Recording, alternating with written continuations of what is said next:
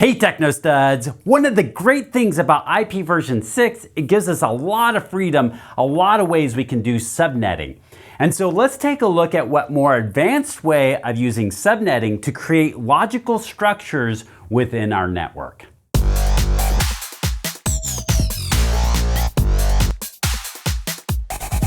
We could have a company that has multiple sites and multiple locations, or an example that of a network I worked on in the past is I had a whole campus area networked, and so we sectioned things off into zones, and we had student networks and staff networks, and so we really got granular with that. So what does that look like? Let's give an example of, let's say you have 3 regions.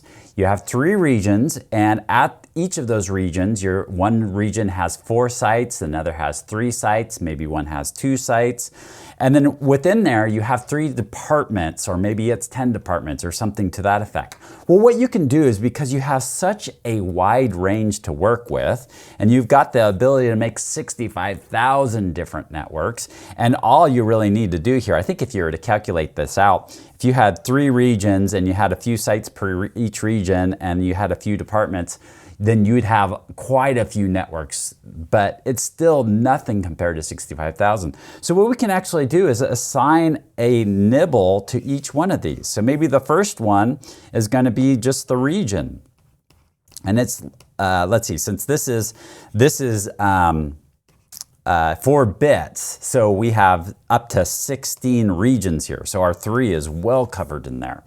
And then we have 9 sites. So let's do the second one is going to be the sites. So this is for sites here. And then, and we have 16 different sites that we can have per region. And then we have 3 departments. So anything left over, we could just say this is for the departments. And we've got 256 departments that we could have. Or let's say I determine that I want more sites per region, then maybe I could cut this over and split it up a little differently. So I've got some ways to organize this, but the key to this is you do it by nibble, and it makes life so much easier when you're doing this subnetting. It just really makes it real easy to break this out. So then I can start breaking this down into what are the IP addresses them actually assigning. Well, here at the top here, I've got what is assigned to me, which is a /48 here. And then what I do is I say, okay, well, that first nibble is going to represent the region. So I've got 0 for US West. I got a 1 for US East. I got a 2 for Mexico. And you'll notice then that trickles down to all sites in that region. So 0, 0, 0, 0, 0, 0 for all of everything in US West. Here's 1, 1, 1, 1, 1 for everything in US East.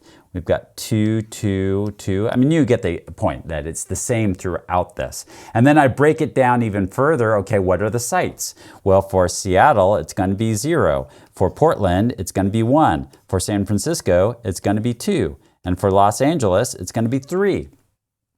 So if we take a look at Los Angeles, and it's broken down into multiple departments here. So each one of them, 0 for management, 1 for operations, 2 for sales. And that's going to be seen the same no matter what site you're in. So now I know, just by looking at a number, if I see a 1 in the region area, I know it's US East. If I see a, let's say a